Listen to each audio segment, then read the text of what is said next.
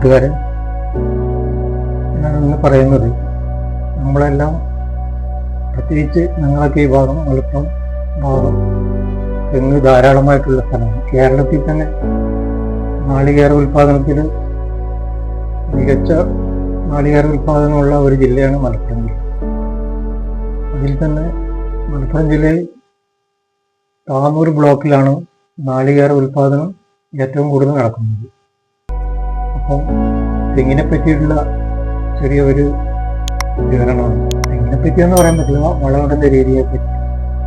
നമ്മൾ സാധാരണ ജൈവവളങ്ങൾ, രാസവളങ്ങൾ എല്ലാം തന്നെ തെങ്ങിന് ചേർത്ത് കൊടുക്കാറുണ്ട്. അതിൻ്റെ കൂടെ ഉപ്പ് കൂടി എങ്ങനെ ചേർക്കണം എന്നുള്ളതാണ് നമ്മൾ നോക്കുന്നത്. സാധാരണ കറിയുപ്പ്, കല്ലുപ്പ് എന്നൊക്കെ പറയില്ലേ, ഈ സാധനം ഇതിൽ കാര്യമായിട്ട് അടങ്ങിയിരിക്കുന്ന വസ്തു എന്താണെന്ന് നമുക്കറിയാമല്ലോ, സോഡിയം ക്ലോറൈഡാണ്. പൊട്ടാഷ്, നമ്മൾ തെങ്ങിനൊക്കെ സാധാരണ പൊട്ടാഷ് ഇടാറുണ്ട്. പൊട്ടാഷിൽ അടങ്ങിയിരിക്കുന്നത് പൊട്ടാസ്യം ക്ലോറൈഡാണ്. അതിൽ തന്നെ ക്ലോറിനാണ് തെങ്ങിന് ആവശ്യമുള്ള വസ്തു. അതേ ക്ലോറിനാണ് ഉപ്പിലുള്ള ക്ലോറൈഡ്.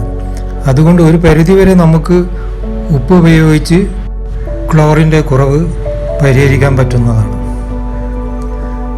പക്ഷെ ഒരു കാര്യം വളരെയധികം ശ്രദ്ധിക്കണം, ഉപ്പ് കൂടുതലായാൽ പ്രശ്നമാകും. അത് കൂടുതലാവാതെ ശ്രദ്ധിക്കുന്നതാണ് നല്ലത്. നമുക്ക് ഏകദേശം ഒരു 5 വർഷം പ്രായമായ ഒരു തെങ്ങിന് 2.5 കിലോ 3 കിലോ മാക്സിമം 1 കിലോ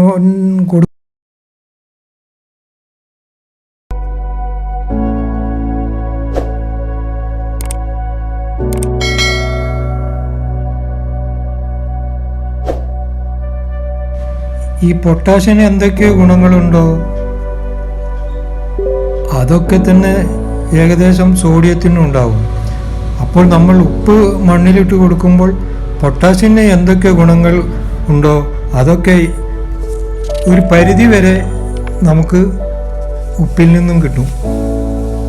അപ്പോൾ നമ്മൾ ഉപ്പ് ഇട്ട് കൊടുക്കുന്നത് കൊണ്ട് തന്നെ നമുക്ക്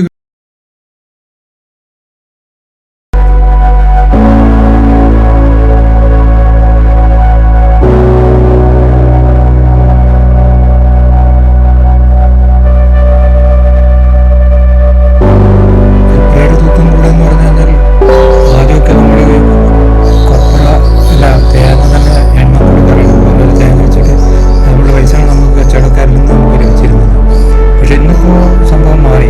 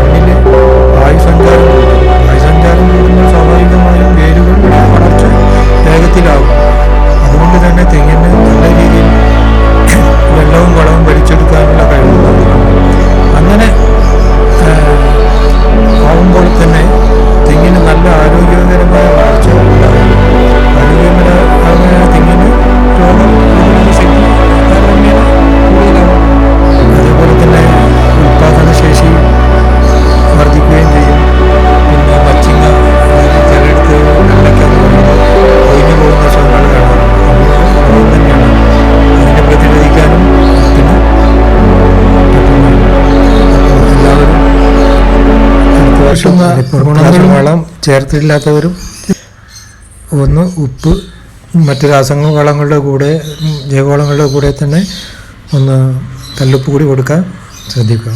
ഓക്കെ, താങ്ക് യു.